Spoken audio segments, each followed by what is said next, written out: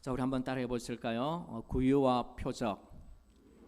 다시 한번요. 구유와 표적.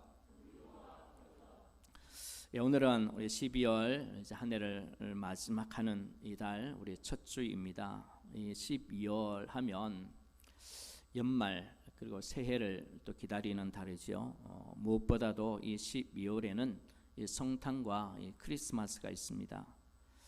이 성탄, 이 크리스마스는 예수님께서 이 땅에 육신의 몸으로 오신 날입니다. 이날 하늘에서 어떤 일들이 일어났습니까? 우리 천군과 천사들이 얼마나 좋았던지, 참 허다한 천군들이 하나님을 찬양하는 그런 날이었습니다. 그런데 이 땅에서 사람들은 이 성탄절을 어떻게 보내고 있습니까? 참 예수님을 믿지 않는 사람들은 이 성탄절을 참 육신의 만족이나 향락이나 이 쾌락의 날로 보내고 있습니다. 한 가지 단적인 예로 든다면 전 세계적으로 이 콘돔이 가장 많이 팔리는 날이 이 성탄절 이번 날이라고 합니다. 우리나라도 예외가 아니겠죠. 이 세상은 이 크리스마스의 이 참된 기쁨과는 상관없이 그냥 즐거워하고 기뻐하고 있습니다. 마치 이 사탄이 이 하나님이 오신 이 날을 인간의 정욕이 가장 왕성한 날로 만들어 버렸다는 그런 느낌을 가지게 만드는 그런 생각이 듭니다. 여러분, 이 12월 맞이하면서 성탄의 이 참된 기쁨을 좀 준비하고 누리는 여러분들 되시기를 바랍니다. 자, 주님 오신 그날 이 천사들이 외쳤던 찬양을 다시 한번 보았으면 좋겠습니다. 천사들이 어떻게 외치고 있습니까? 온 백성에게 미칠 큰 좋은 소식을 전한다. 어떤 소식입니까? 다윗의 동네에 구주가 나셨으니 곧 무엇입니까? 그리스도 주시니라. 이 예수님께서 오신 첫 번째 이 성탄절은 굉장히 떠들썩한 날이었습니다. 어디에서요? 하늘에서 호련히 이 허다한 천군이 이렇게 천사들과 함께 찬양하는 이런 그야말로 하늘의 축제 분위기가 참 나는 그런 날이었습니다. 반면에 땅에서는 어떠했습니까? 땅에서는 아기 예수님의 부모인 요셉과 마리아에게는요, 이날은 무척 초라한 날이었습니다. 그들은 이 아기 예수님을 마구간에서 낳았습니다. 제대로 덮을 이불도 없고 깔 이불도 없는, 입고 있던 옷을 찢어서 구유 안에 펴서 아이를 누이어야 했던 이 부모님의 마음, 여러분 어떠했을까요? 여러분, 아무리 어려워도 이 부모는 아기를 위하여 준비하지 않습니까? 그리고 아기를 소중히 어떻게 해요? 깨끗하고 참 안전한 곳에, 따뜻한 곳에, 거기서 아기를 낳으려고 합니다. 그런데 요셉과 마리아는 어떤 곳에서요? 더럽고 또 춥고 비위생적이고 짐승의 밥그릇인 여물통에 이 아이를 뉘어야 했습니다. 왜 이런 일들이 일어났습니까? 사회적으로 보면 이렇습니다. 구레네 총독이 내린 호적 신고 명령 때문에 그렇습니다. 팔레스타인의 모든 사람들은 이것이 자기 나라에게는 도움이 안 된다는 걸 알았습니다. 이 새로운 법이 로마 제국이 자기 제국을 튼튼히 하고 자기 민족을 지배할 하나의 수단이라는 것을 알고 있었기 때문에 가기 싫었습니다. 아마 요셉도 마찬가지였을 것입니다. 또 하나, 개인적으로 보면 이 요셉은 지금 출산을 앞둔 아내가 있습니다. 이 마리아를 데리고 먼 길을 떠나야 합니다. 그 길을 가기 싫은데 안 갈 수가 없어요. 그 당시에 돈 많은 사람들, 권력 있는 사람들은 빠지기도 하지요. 그러나 아마 요셉에게는 이렇게 부탁할 만한 사람도 없었고 돈으로 로비할 그런 사람들도 아마 없었던 것 같습니다. 돈도 없었겠지요. 자, 그래서 이 예루살렘으로 갈 때에, 성전에 갈 때에 마리아 요셉 보니까 비둘기를 사서 제물로 드린 것을 보니까 아마 가난했던 것 같습니다. 그래서 요셉은 어쩔 수 없이 결혼한 이 아내와 함께 곧 태어날 이 아기를 데리고 이 베들레헴으로 길을 떠나는데요. 험난한 여정길입니다. 요즘처럼 쉽게 교통이 좋으면 모르겠지만은 그렇지 않습니다. 길도 멀고 그 여행길에는 또 특히 이 강도떼들이 기다리고 있습니다. 그 강도떼들을 피해서 이렇게 가야 되죠.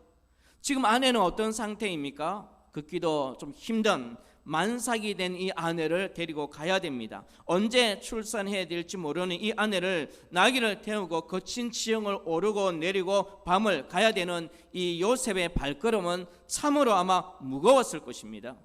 가는 여정에 아마 마리아에게 이런 이야기를 아마 많이 듣지 않았나 생각합니다. 어떤 이야기일까요? 여보, 아직 멀었어. 얼마나 더 가야 돼? 아무래도 힘들 것 같은데. 그때 요셉은 그때마다 어떤 이야기를 했을까요? 조금만 참아라. 조금만 참어. 이제 다 왔어. 거기는 내 고향이야. 거기 가면 아는 사람들도 많아. 친척도 많아. 거기 가면 쉴 곳이 있어. 조금만 참아. 아마 이렇게 위로하며 손을 잡고 같이 갔을 것입니다. 그래서 겨우 베들레헴에 도착했습니다. 그런데 목적지에 도착한 이 베들레헴, 현실은 만만치 않습니다. 전국에서 모여온 사람들로 인해서 인산인해를 이루고 있습니다. 묵을 방이 없습니다. 만삭이 된 몸으로 여기저기까지 버티며 여기까지 왔는데 쉴 곳을 마련해 줄 수가 없는 남편의 마음을 여러분 이해하시겠습니까? 온 베들레헴을 다 뒤졌지만은 숙소가 없습니다. 빈 방을 찾을 수가 없습니다. 설상가상으로 마리아에게는 아기가 곧 태어난다는 이 징조가 오기 시작했습니다. 징통이 시작되었습니다. 속히 이제 자리를 마련해야 되는데 이 산부인과의 의사의 도움도 받지 못하고 아기가 출산할 수 있는 환경을 급히 찾았는데 그것이 어디입니까? 마구간입니다. 그래서 마리아는 거기서 아기를 낳고 짐승의 이 밥통, 여물통, 이 구유에 아기를 누였습니다. 여러분, 기가 막힌 상황이지 않습니까? 요셉과 마리아 이 부모의 입장에서는 참 기가 막힌 상황입니다. 이 기가 막힌 상황을 보고 하늘에서는 천사들이 뭘 하고 있습니까? 허다한 천군과 천사들이 막 찬양을 하고 있어요. 너무나 기뻤어. 너무나 좋았어. 그런데 요셉과 마리아에게는 상상하기도 싫은 밤입니다. 그 밤에 천사들이 들판을 지키는 이 목자들에게 찾아가서 하는 말이 무엇입니까? 무서워 말라. 내가 온 백성에게 미칠 큰 기쁨의 좋은 소식을 너희에게 전하노라 라고 말하고 있습니다. 그리고 구유에 누인 이 아기가 표적이 되리라 라고 말해주고 있습니다. 표적은 무엇입니까? 이 사인입니다. 미리 일어날 일에 대한 예표를 보여주는 사건입니다. 여러분, 요셉과 마리아에게는 너무나 비참한 현실이었습니다. 누가 자기 아이를 마옥간에서 태어나게 할 줄 알았겠습니까? 어느 부모가 이 아이를 구유에 눕히려고 작정을 하겠습니까? 그러나 성경은, 천사들은 아이가 구유에 누인 것을 무엇이라고요? 표적이라고 했습니다. 하나님께서 이 아이를 구유에 누이기로 작정하셨다라는 것입니다. 어느 인간도 어느 부모님도 상상할 수 없는, 그런데 하나님께서, 역사의 주인 하나님께서, 모든 만물의 주인이신 하나님께서 성부 예수님, 성자 예수님, 그분을 마구간에 누이게 하셨다는 것입니다. 여러분, 이유가 무엇일까요? 이 마구간은요, 사람들이 참 시선을 끌만한 그런 장소도 아니죠. 메시아라면, 하나님의 아들이라면 참 사람들의 눈을 끌 수 있는 그런 어떤 장소가 충분한데도 우리가 보면 영웅설화 있지 않습니까? 그들의 아이들이 태어날 때는 뭔가 신기한 것들이 많이 있습니다.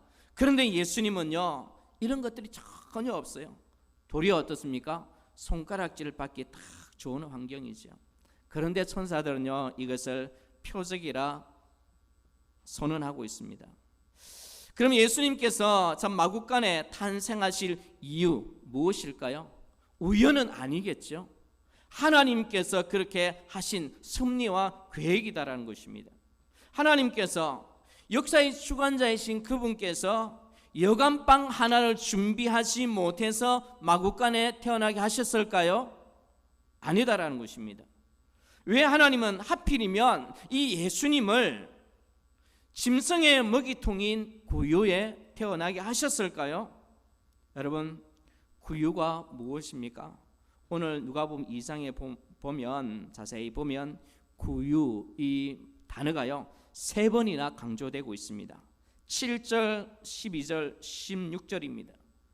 여러분, 구유 무엇인지 잘 아시죠? 짐승들이 먹는 곳 여물통입니다. 여물통이라는 것은 이 동물들이 참 별짓을 다 하죠. 그래서 냄새 나는 곳이고요, 지저분하는 곳입니다. 아무리 닦고 청소해도 그것은요 구유고 여물통입니다. 그곳에 부모가 아이를 놓을 이유는 전혀 없습니다. 그런데요, 하나님께서 이곳에 예수 그리스도를 누이신 이유가 무엇이냐? 선사들은 그것을 표적이라고 말하고 있습니다. 그렇다면 하나님의 깊은 뜻이 있다라는 것입니다. 이것을 통해서 하나님의 놀라운 계획이 이 안에, 이 사건 안에 다 담겨져 있다라는 것입니다. 그것이 표적이라는 의미입니다. 여러분, 다시 말하면 구유는 짐승의 밥통, 여물통입니다. 여러분, 그 이유를 하나님께서 왜 이런 기가 막힌 방법을 통해서 표적이라 하셨는지 성경을 조금 한번 찾아보겠습니다. 여러분, 요한복음 10장 10절 11절 보시면 이렇게 예수님께서 친히 말씀하고 있습니다. 자기가 왜 세상에 왔는지 말씀하고 있습니다. 요한복음 10장 10절에서 11절입니다. 우리 같이 한번 읽어볼까요? 내가 온 것은 양으로 생명을 얻게 하고 더 풍성히 얻게 하려는 것이라. 나는 선한 목자라. 선한 목자는 양들을 위하여 목숨을 버리거니와. 여기서 예수님께서 우리를 어떻게 부르고 있습니까? 양이라 부르고 있습니다. 우리를 양이라고 말씀하고 있는 거죠. 그렇다면 오늘 사건과 연관해 볼 때에 양들의 먹이로, 양들의 밥으로 이 세상에 오신 것을 알리시기 위해서, 그래서 성부 하나님은 이 성자 예수님을 구유에 태어나게 하신 이유는 무엇입니까? 양인 우리들의 뭐가 되기 위해서? 먹이가 되기 위해서, 밥이 되기 위해서 오셨다는 것입니다. 양인 우리를 위해 친히 양식으로 이 땅에 오신 그 예수님을 나타나기 위해서 하나님은 예수님을 이 짐승들의 먹이통인 구유에 누이신 것입니다. 여러분, 그 속에 담긴 하나님의 깊은 뜻, 빌립보서 2장 6절에서 8절 제가 읽어드릴까요? 그는 근본 하나님의 본체시나 하나님과 동등됨을 취할 것으로 여기지 아니하고 오히려 자기를 비어 종의 형체를 가져 사람들과 같이 되었고 사람의 모양으로 나타나셨으며 자기를 낮추시고 죽기까지 복종하신 십자가의 죽으심, 이것을 우리에게 보여주기 위해 하셨다는 것입니다. 예수님은 우리의 먹이로 밥으로 오셨습니다. 그렇다면 우리가 예수님을 먹는다라는 것은 어떤 것을 의미할까요? 예수님을 먹음으로 인하여 우리에게 나타나는 현상이 무엇일까요? 요한복음 6장 이제 54절 58절 쭉 이하에 이렇게 말씀하고 있습니다. 내 살을 먹고 내 피를 마시는 자는 영생을 가졌고 마지막 날에 내가 그를 살리리니 내 살은 참된 양식이요 내 피는 참된 음료로다. 내 살을 먹고 내 피를 마시는 자는 내 안에 거하고 나도 그 안에 거하나니 살아계신 아버지께서 나를 보내심에 내가 아버지로 인하여 사는 것 같이. 그 다음에 따라하겠습니다. 나를 먹는 그 사람도 나를 인하여 살리라. 계속해서 이것은 하늘로서 내려온 떡이니 조상들이 먹고도 죽은 그것과 같이 아니하며, 같이 읽겠습니다. 이 떡을 먹는 자는 영원히 살리라. 예수님을 먹는 자는 영원히 살리라 살리라 살리라 이야기하고 있습니다. 예수님께서 우리에게 이런 양식으로 오심을 나타내기 위해서 하나님께서는 예수님을 어디에 누이셨다고요? 구유에 누고 있어요. 그래서 그게 표적이라는 것입니다. 미리 알려주는 사인이라는 것입니다. 예수님께서는요 6장 51절에서 이렇게 말씀하고 있습니다. 친히 자기 자신을 생명의 떡이라고 말씀하고 있습니다. 나는 하늘에서 내려오는 살아있는 떡이니 사람이 이 떡을 먹으면 영생하리라. 나의 줄 떡은 곧 세상의 생명을 위한 내 살이라 라고 말씀해 주고 있습니다. 여러분, 예수님은 짐승과 같은 우리의 밥으로 오셨습니다. 여러분, 조창인 씨가 쓴 이 장편 소설이 있는데 여러분 이 가시고기라는 이 소설 읽어보셨습니까? 읽어보지는 않으셨더라도 아마 이야기는 들어보셨을 것입니다. 그 당시에 많은 사람들의 이 가슴과 눈에 눈물을 흘리게 한 그런 소설입니다. 대중소설로서 이 종합 베스트셀러 1위를 6개월 동안 한 그런 작품입니다. 여러분, 가시고기는 여러분 아시죠? 참 특별한 고기죠.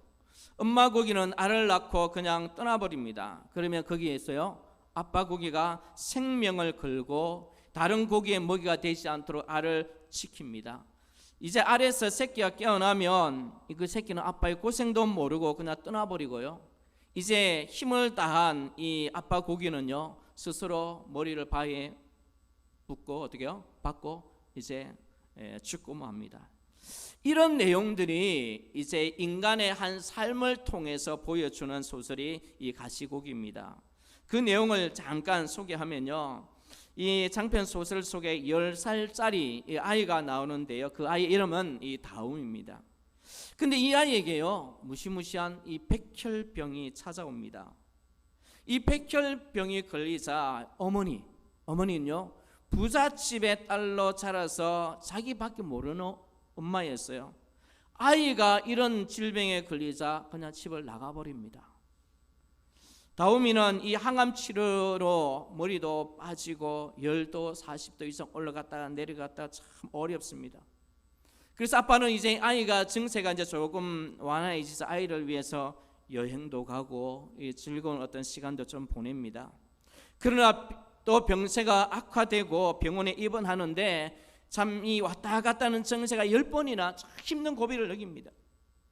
자, 이 와중에 있잖아요, 이 엄마는 밖에 나가서 재혼을 합니다.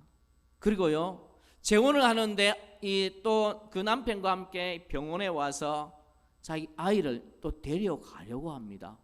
그 이유가 참 기막힙니다. 이 다우미가요 어떤 재주가 참 있었느냐면 조각 솜씨가 참 뛰어났다고 합니다. 그 이야기를 듣고 그 조각 솜씨가 탐이 나서 데리고 가려고 하는 거예요. 아빠는 어떻습니까? 참 이 사실을 알고 아이를 보내지 않기 위해서, 안 보내려면 병원비도 마련해야 되거든요.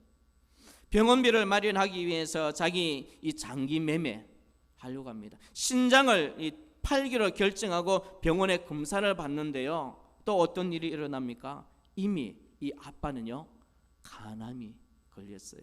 신장 어떻게 해요? 팔 수도 없고 오래 살 수도 없다는 진단을 받습니다. 그래도 어떻게 해야 됩니까? 또 방법을 찾는데 이 아이를 위해서 자기 눈 각막을 어떻게 해요? 팔기로 또 합니다. 그래서 한쪽 눈 실명을 하면서까지 이 아이를 지키려고 하는 거지요. 그런데요 이런 상황 속에서 다행히 어떤 젊은이가 이 골수를 기증해서 이 아이가요 성공적으로 이제 회복되어집니다. 건강을 회복합니다. 그런데 이 다음이 아빠는 어떻습니까? 간암으로 쓸쓸히 죽어갑니다. 복수가 차고 황달이 오고 점점 악해지자 아빠는 다음이를 볼 수 없어서 누구에게로 보냅니까? 엄마에게로 이 아이를 보냅니다. 여러분, 그래서 이 아빠는 혼자서 쓸쓸히 죽는다는 이야기가 이 가시고기 이야기입니다. 여러분, 이 조창인 씨가 이 가시고기를 쓰면서 나중에 이런 말을 남겼습니다.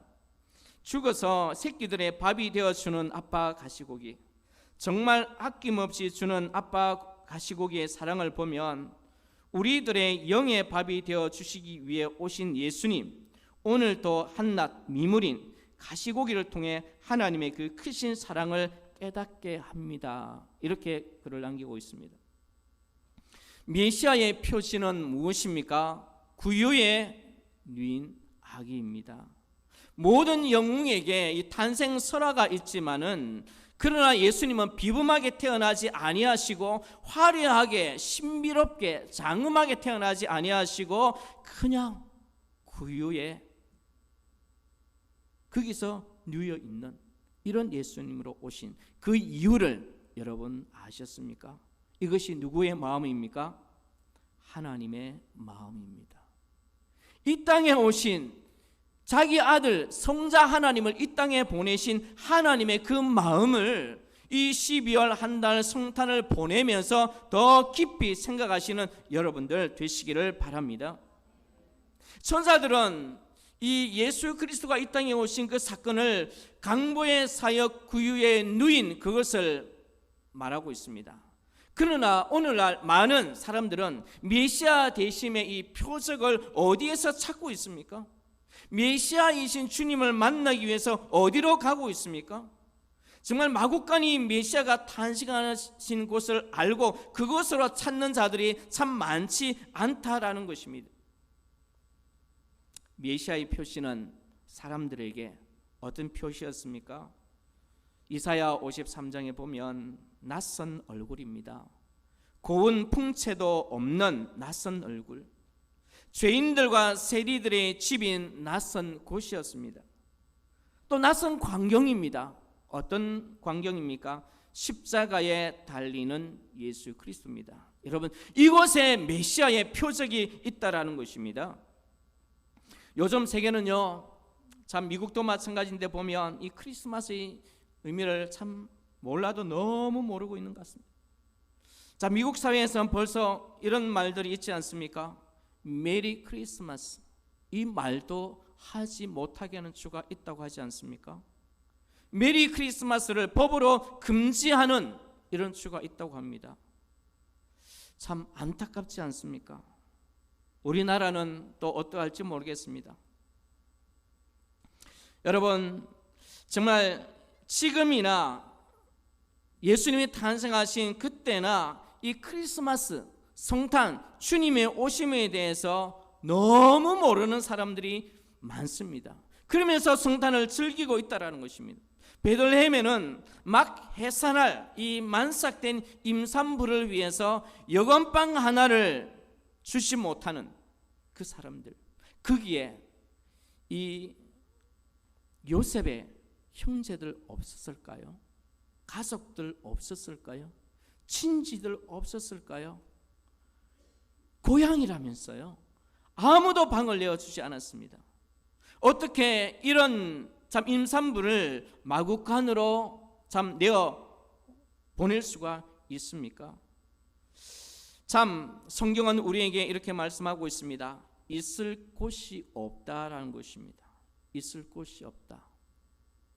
이 표현을 보면 참 돈으로 마음이 어두워진 그 시대의 단면입니다. 지금도 참 지금 코로나 사정 때문에 좀 상황은 바뀌었지만 이 오기 전에는 크리스마스만 되면 연말 되면 서울이나 모텔이나 신촌에 이 방이 없습니다. 평소보다 2배, 3배 불러야 된다는 겁니다. 여러분, 옛날이나 지금이나 마찬가지가 아닐까요? 마구간에 오신 예수님은 사랑이 없는 이 세계에 이 사랑의 나라를 세우기 위해서 죽음으로 망해가는 이 세상에 영원한 생명을 주기 위해서 하나님 나라를 세우기 위해서 이 땅에 오셨는데 어느 누구도 방 한 칸 내어주지 않았던 이 세상의 모습입니다. 그러나 하늘나라에서는 하나님의 아들이라고 선언하고 있습니다. 여러분, 이 성탄의 의미, 성부 하나님의 의미를 여러분 깊이 생각하시면서 12월을 맞이하시는 여러분들 되었으면 좋겠습니다. 한 가지만 더 말씀드리겠습니다. 여러분, 레위기 25장 35절에 보면요, 이렇게 기록되어져 있습니다. 내 형제가 가난하게 되어 빈손으로 내 곁에 있거든 너는 그를 도와 거류민이나 동거인처럼 너와 함께 생활하게 하되라고 말해주고 있습니다. 율법을 지키는 사람들은 이렇게 공의를 행하고 사랑을 행해야 했습니다. 이런 만삭이 된 한 여인을 사랑했더라면, 그 처지를 조금만 이해했더라면, 이 율법의 말씀을 조금만 기억했더라면 그렇게 마구간으로 내어보내지 않았을 것입니다. 그러나 베들레헴 사람들은 이 율법의 말씀을 귀 담아 듣지 않았습니다. 해산한 여인 마리아를 바라보며 모른 척 했습니다. 하나님의 이 선민 정신이 참 무너진 비정한 사회가 된 모습을 우리는 볼 수가 있습니다. 여러분,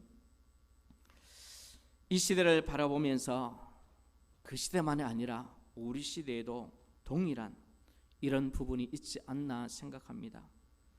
그 당시 로마의 대철학자 세네카가 어떤 말을 했는지 한번 들려드릴까요?